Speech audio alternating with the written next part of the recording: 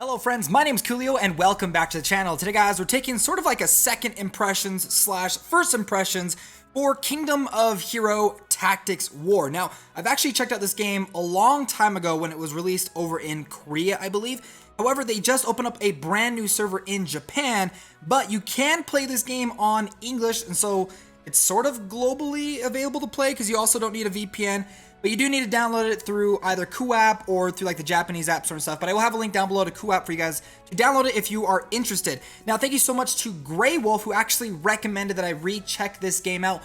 Over on our Discord server, we have a section called Game Recommendations, and if you want a chance to have your comment there or your game suggestion there show up in the video, then make sure to head on over to our Discord server and join it today. Again, thank you so much for KREW for recommending that I revisit this game because, to be honest, I actually really like this game. I liked it the first time I played it, and I'm already still enjoying it a lot. So we're gonna go ahead, we're gonna jump straight into the battle. This is a tactical board style game that has sort of like a hex grid style of a system as you move your characters around. Now, the hex maps grids aren't massive, so there's not like a whole bunch of strategy behind it, but there is a decent amount of strategy when it comes to actually deploying, like moving your units around and activating certain abilities. We're gonna go ahead and just skip through the story. I think I've got it set to, okay, so we don't have it on auto, so what we're gonna do is we're gonna go in, we're just gonna jump, we're gonna play, we're gonna use my team that I've currently got set up right now. Now, the game's control systems are very easy. You basically just tap on what you want to do. So if you tap on a red zone, if there's an enemy in the red zone, you'll attack that enemy. If you move to a green zone and then tap on the green zone one more time, your character will end its turn. It's very easy. And if you want to use special abilities, just go ahead and select them on the bottom right and then tap on an attacking area. It shows you your area of effect of what's going to happen. Tap on the enemy again, and then the effect will be activated. It's a very simple combat system, and I really like it. It's very effective. So we're gonna go through, we're gonna take these guys down and make our way through the story. Let's see, who can I attack? So since I tapped on him and the character I'm using is a ranged character, she'll automatically move to a ranged area, but I think I kind of want to heal up this guy. So we're gonna go ahead and reset his cooldown. That was not a healing ability. I thought it was. I was wrong. I don't think, you know what, I'm going to move here, and then I'm going to attack there, and then I'll be able to use his secondary ability, which attacks not only the target in front of him, but the target behind that target. So, here we go. And there is an elemental system in this game, so fire beats, red beats green, green beats blue, purple and yellow are, do damage to, extra damage to each other. So, we're going to move there, attack that guy. Attack again from the distance, and then we'll just move this character over. I swear she's got a really powerful attack right here, Life Harvest. Now the characters, for some of their abilities, I think they're more of like their ultimate ability, even though they really don't have like an ultimate ability. Usually their third ability will have special animations behind it, and do like a cool style of an attack, but it doesn't happen all the time. I think there's like a setting for it, but again, I'm not 100% sure. But we're just going to go through and get through this area. I'm going to go ahead and turn on auto combat. Now, I actually have to say, auto combat in this is pretty decent. It's not amazing, but it actually does fairly well. You saw right there, the enemy ended up activating their ability, and one of my characters got taken out, which means I did not 3-star this level, and I'm going to have to go back through and try to 3-star this level so I can get all of the rewards I possibly can. Now, one of my favorite characters is the one that just activated her ability right there. She's actually the one I have on my main screen, or on my main screen back at the main menu. She's awesome. She has an ability that anyone that's affected within the area of this spell basically becomes immune to damage. I don't know how long it lasts, but it's so good. I think her name's Freya. We'll go back and check that out. So, yes, there is a rune system in this game. If you ever played games like Summoner's War, the rune system in this game will be very similar. Some of the other stuff that this game has going on for it, because this game has kind of been out for a while, so there's a lot of content to go through. Not only do you have like the main story content, you have the Tower of Arrogance, which is like an endless tower that you can slowly progress through, pushing your way higher and higher for better and better rewards. So we're gonna go ahead and have my characters run through this tower as well, and it does, like, the difficulty of the tower ramps up fairly quickly.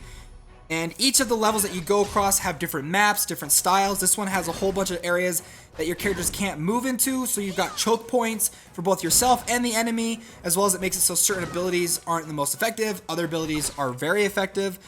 I really like it. I like the combat system in this game, and when you start getting into the more difficult areas, the higher end game stuff, the tactics of this game really begin to shine like a ton. So there goes Merlin with the lightning storm. But again, I really like this game. This is a good game. I recommend you guys try it out. I do like the chibi art style in this game for the characters. Usually I'm not a big fan of when games do this type of chibi art, but theirs isn't full on chibi, if that makes a lot of sense. I do like the art style for this game for the characters as well as their 2D designed models, which I believe all of them are animated, which is really, really cool. So the Tower of Arrogance just got a bunch of coins, and we can, if we beat the next one, we're gonna get some gems. Now the game doesn't give you a lot of gems. I'd probably say after like your first day of playing, you'll have enough gems to do some of your first premium summons in this game, even though the summoning in this game is a little bit different than other ones. They do give you a free 5-star summoning ticket at the very beginning, and then I believe your second day you get a 4-star select ticket. So they do give you some pretty good characters starting off, and also the other thing too this game does very well is you don't need the 5-star characters to progress. There are a lot of really great 3 and 4-star characters, so that's really awesome. Some of the other stuff I want to talk about is the Rift. This is a really interesting system behind it too. Basically, as you play through the game, you will discover these rifts or these monsters that you can actually fight. You can progress and defeat higher and stronger versions of these monsters to the point that you'll be able to unlock a full 5-star character. Granted, you're not going to get that 5-star character till, later down the line, but I do like the fact that they give you the chance to be able to unlock 5-star characters in this game if you're good enough to complete it. There's also a bunch of event missions that go on, such as the Rich Fairy, which will give you in-game currency, and the Trials of the Ancient, which gives you XP fairies that you can use to sacrifice to increase the experience gain of your heroes. So let's go ahead and actually talk about the heroes themselves. Let's go ahead and head on to the hero section. I'm going to show you one of my favorite heroes right now, Anubis. I got this guy through the 4-star selector ticket. I don't know if he's good.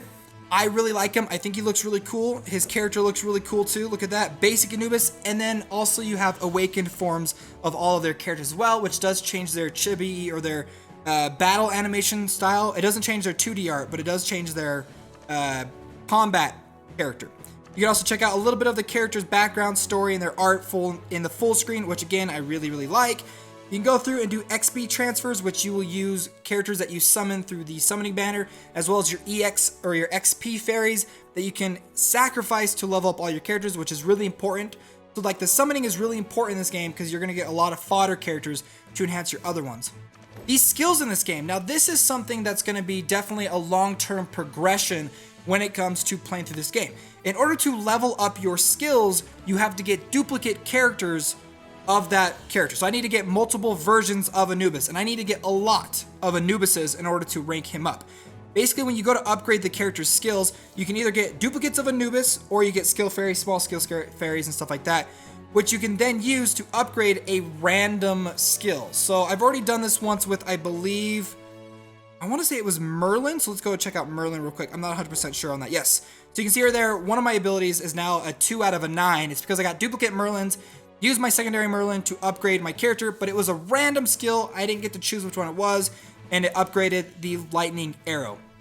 Now you can go through and you can awaken the characters. So for example, my Arthur right here, you can awaken it, turning all their stars into purple, and then getting a ability. This one is the Holy Sword Master. Arthur's crit rate is increased by 10%. If Arthur receives a melee attack, Arthur has a 35% chance to counterattack. Now you need special materials in order to awaken the character. And then you've also got the rune system. Again, if you've ever played a game like Summoner's Wars, or like there's a lot of games that do this style of rune system, where you go through, you get runes, you can upgrade them by using basic in-game currency. There's a percentage that it'll work, a percentage that it'll fail. So I'm gonna go ahead and upgrade it. Every single time that you upgrade it 3 times, you get a random bonus stat on top of it. So for that one, I don't know if that worked. That did not work. It failed. Failed again. I'm gonna do this until we get it. Success, which gave me a resistance plus 1%, and it increased the rarity of the rune. So very, very similar to a lot of other games. So the main draw in this game right now, obviously with a lot of hero collector games, is summoning. Summoning is so important, but summoning in this game is different because they have a lot of different summoning things that you can do. When you first get in the game, it gives you a 5-star summoning ticket, which is great. The heroic summon is where you're going to be getting your 4 and 5-star characters, with the summon probability of being 1.5% chance for these summonings. However, if you do a 10 times summon, you'll get a 4-star and up. So that's pretty great. You've also got the advanced ticket summons that you can acquire through the game, which have the same summoning percentages as the other one. You have the normal summoning. This is the one that you're going to get a whole bunch of these. These are where you get 1 star to 3 stars. This is where you're going to get a lot of fodder characters that you're going to use to sacrifice to upgrade your other characters. So nothing super special there. But then you have this spirit summon, which I think is really interesting. Basically, every single day, you can summon on the summoning banner if you have enough of the red crystals. And then every day, there's a rotation of 15 heroes. So there's different heroes on every day. So basically, if you wanted to, if you're looking for a specific character, you can save up these spirit crystals and then wait for that character to show up in the rotation and then try to summon for it. I actually really like that. It shrinks down the summoning pool, allows us to understand, like, kind of go more focused on the character that you want. So let's go ahead and summon our very first one. 3 to 5-star character. I have no idea what we're going to get. It's going to be a 3-star character, and it's a big dwarf dude. Welcome, dwarf, named Balin. I'm going to name him Balin. And there you guys go. So that is Kingdom of Hero Tactics War. I really like this game. If you guys want to see more gameplay of it, totally down, because this is going to be one of those games I'm going to add onto my list of games I play on a daily basis. Well, guys, hope you enjoyed this video. If you did, make sure to hit that like button and subscribe to the channel if you haven't already to stay up to date in the latest mobile gaming. Hey, friends, I'll see you next time.